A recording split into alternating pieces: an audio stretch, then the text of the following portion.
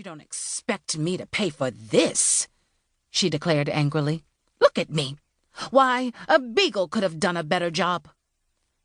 Jo was so stunned her jaw dropped. She'd been slaving over Mrs. Donovan for more than an hour, and the woman hadn't even had an appointment, for heaven's sake. Having never had a customer leave unsatisfied, Jo was at a loss as how to proceed. Mrs. Donovan took care of the matter. After gathering up her coat and handbag, she huffed. I will never patronize you again, and I will be sure to alert my friends. Jo couldn't believe her ears. But, Mrs. Donovan, I worked very hard. The woman waved her hand dismissively. Goodbye, Josephine. And she left. A snarling Jo wanted to fling something across the room. How dare that old bat leave without paying? Jo stomped over to her cash box and counted up the day's receipts. She'd made almost $5 from the 15 paying customers. A good sum considering the war and the state of the nation's economy, but Mrs. Donovan should have paid her as well.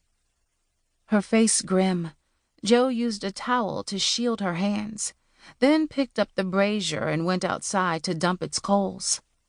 When she returned, she set it off to the side to cool, then swept up all the hair on the plank floor. Jo's father and her brother Daniel were carpenters, and they'd built Jo's shop for her upon her graduation from the women's program at Oberlin College 2 years earlier. In reality, the place was nothing more than a small room with a roof on top. But it was her place of business, and she took great pride in both it and the services she provided. She finished cleaning up. Once done, she put out the lamps and locked up the place. Still simmering, she headed across the field to her home. Jo's mother met her at the door. I was starting to worry. I'm sorry I'm late. Mrs. Donovan came in at the last minute. Jo's 21-year-old sister-in-law, Belle, came out of the kitchen. Hi, Jojo. We were just ready to sit down to dinner. Shall I fix you a plate as well? I suppose so. Cecilia Best peered into the face of her daughter and asked, Why so glum?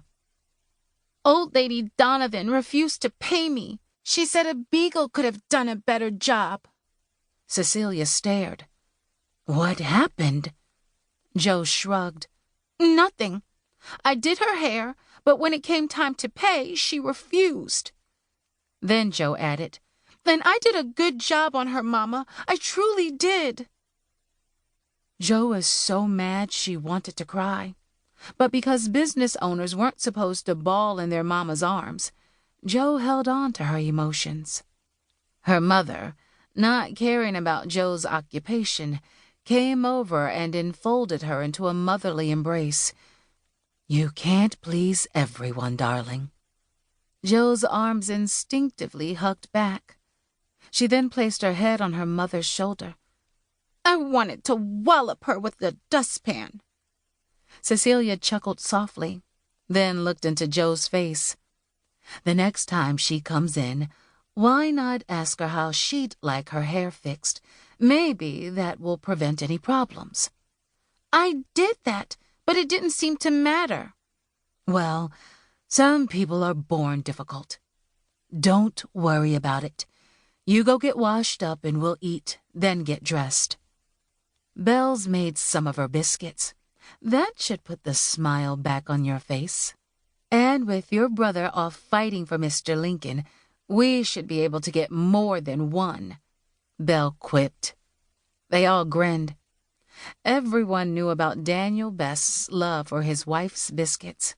He could devour them faster than anyone or anything. I really miss Daniel, Belle added wistfully. When do you think we might get word from our men, Cecilia? I tell myself that Danny and Mr. Best and my papa can take care of themselves, but... I know, dear.